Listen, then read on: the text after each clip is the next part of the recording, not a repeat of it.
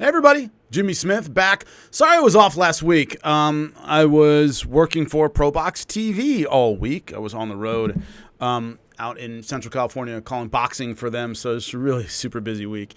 This week has slowed down a little bit, so I'll be able to do a couple videos this week, thankfully. I want to talk about some things that happened last week and a little bit the week before, which was Ilia Topuria wanting to move up to 155 pounds and vacating his belt. First thing is the reasoning of the move. One title defense, and he's cleared out the division. In one sense, he's right. In another sense, he's wrong. Number one title defense, division isn't cleared out. The big money fights are gone.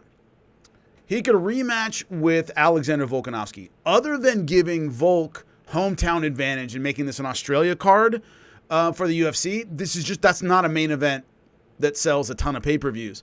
I get why Ilia would move rather than, look, all I have left for money are rematches.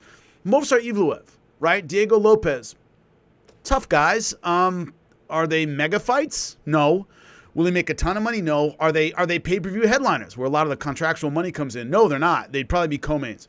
So I get why, look, all the juice is out of this. I can really do a lot better money-wise at 55. He's not wrong. I'm from an era, Jose Aldo, Anderson Silva, GSP, where guys just fought the next guy up. And those long runs, those long legacy fights were just a big part of what a fighter did, is you fought the next guy who was up. And were they always big money fights? No. Were they always pay-per-view sellers? Not necessarily, but that's what a champ did, is you got the numbers, right? And the number of title defenses you had often defined your greatness. Nowadays, partly it's because fighters win championships later on and they're a little bit older. They're like, look, I don't have a lot of time. Let's get this done while I can. I have to make a ton of money. This is a guy who just won the title, 28 years old, right in his physical prime. And it could be he just wants to make more money fighting bigger names at 55 than smaller names at 45, even though the numbers really kind of define you as a champion. So I can see where his move is coming from. Now, physically, does his style translate, and does his frame translate to 155 pounds? I've said this a lot. If you rely on your physical dominance, you're a big grappler, double legs, kind of beasting guys at a particular weight class. Moving up, you're not going to be able to do that. And a lot of guys get affected by that if that's their style. Or if you are a heavy-handed puncher. Robbie Lawler is probably the best example. Really great at 170. Pretty good at 85. When he spent a lot of his career, Strikeforce career, when he moved outside of the UFC, he spent 185 pounds. He was not the same guy. He just could not knock out those guys with one punch in Strikeforce at 85 like he could at 170 in the UFC. Went back to 170, came back to the UFC, and he was a champion, had a great second run. Ilia Topuria's style. He's accurate, he's fast, he's technical, he's really well-rounded. He is big for the weight. He's not huge. I've seen bigger 145-pounders, but he's big enough that he'll be a small 55er on the small side, but he should be all right. He's not a guy who's like, oh my God, how does he make 145 pounds? He's a big 45er. But he can make the jump to 55, and style-wise, he doesn't rely on his ability to throw big punches that hurt every single time. He's accurate, he's precise, he's quick. Those gifts, right, those abilities, those talents translate to different weight classes. Roy Jones Jr. won a title at heavyweight because he was fast and accurate and explosive. He didn't rely on his punching power past super middleweight, okay? So it's a similar thing here. He can move up because he's accurate. He doesn't rely on the ability to beast guys with one shot. He's a really clinical boxer, and he's well-rounded enough that it's not like, wow, my double leg didn't work. What am I going to do? He can do a lot of different things. So his skill set might be good enough at 55. That's another thing. So looking at the landscape at 155 pounds for where he goes and what he does, 155 is in a very interesting place right now. It has, for the past at least 6 or 7 years, been kind of the top of the UFC's loaded divisions, has been 155 pounds. Those guys are just aging out. You can only be at the elite level for so long. And that top 5 guys that we've been talking about for years and years and years about how great they are, they're just getting old. Dustin Poirier is got one more fight left in him, maybe. Charles Oliveira is looking to make a run at the title. If it doesn't work, that might be it for him. It's just, the guys are getting long in the tooth, right? They're in their mid-30s, a lot of them. A lot have been through a ton of wars. They're just starting to break down. You kind of see those guys at the top, like, okay, Justin Gaethje can only do what he does for so long. Same for Max Holloway. Same for Justin Gaethje. Same for Michael Chandler, right? All these guys who have been through all these wars that we've loved, the 155 pounds, they're starting to get a little old. And so he might be making this transition at exactly the right time to take advantage of a 155-pound division that is, wearing down a bit. A few years ago, they were so talented and there's so many good guys at the top, I didn't see a lot of room for Ilia Topuria. I kind of do now. Remember, blasted Max Holloway. Holloway defeated Gaethje. I know MMA math isn't great, but my point is could he do the same thing to Gaethje? Probably. Could he beat Poirier? I think so. Michael Chandler is physically talented. I don't think he has the IQ. I think the fight IQ. Ilia Topuria can win a long fight against him. So a lot of those top guys, I think you can pick them off. The problem is whenever you change weight classes, dealing with those big, physical, powerful grapplers is always a problem.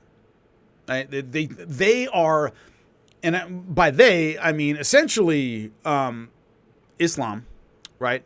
Makhachev and Arman Tsarukyan are the two kind of grappling-centric guys, big for the weight class, really strong, and they might ground a guy like Ilia Topuria long enough to either submit him or win a decision. So, other than those two guys, I think he has a good run. So, could he win the title? Could he be kind of the guy to have the kryptonite for Islam Makhachev? Maybe. The problem is that Islam is incredibly well-rounded, but he has been hit by some decent punches. He was obviously put on his heels against Volkanovski. I think that was, I hate to use the word fluke, because it disregards Volkanovski's abilities. I think he overlooked Volkanovski. I think he really thought, man, this guy's a small 45er, let alone 55er. I'm going to bully this guy. And when he was put on his heels early, it just took him the whole fight to kind of get back into it.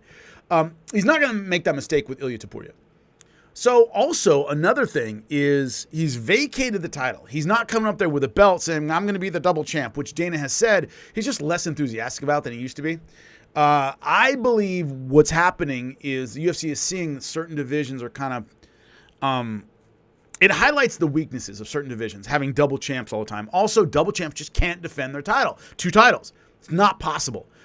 Yes, DC did it for like 10 seconds, right? So, the idea that you can go up and down and defend 2 titles, it's really hard to do.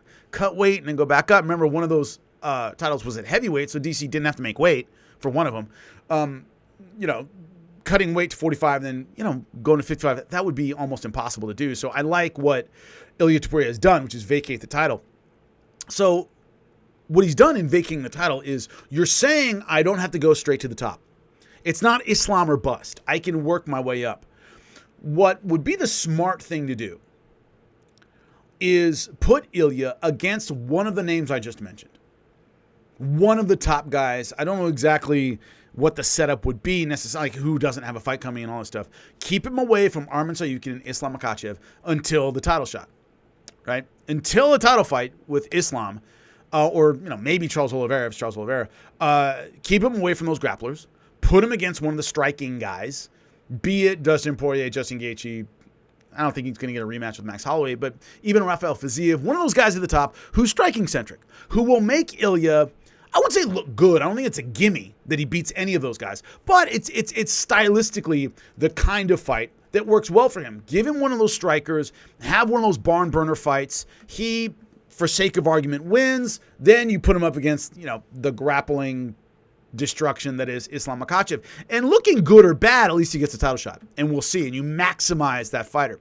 When I look right now at the top 5 at 155, Islam, of course, the champ. Arman Tsarukyan, I wouldn't put him against Arman because that's just stylistically a tough matchup for anybody.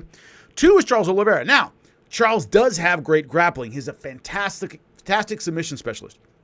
His wrestling is good for MMA. It's not Arman and it's not Islam. So it's going to be a lot of stand-up. And, Ilia does have a great jiu-jitsu game, especially for MMA. So, and by the way, I've heard things in the gym that are better than what we've seen in the octagon. Like, man, his jiu-jitsu is great. But Anyway, so I think he lines up probably pretty well for Charles Oliveira. I think it'll be mostly a stand-up battle. I think Ilia can win a stand-up battle with just about anyone.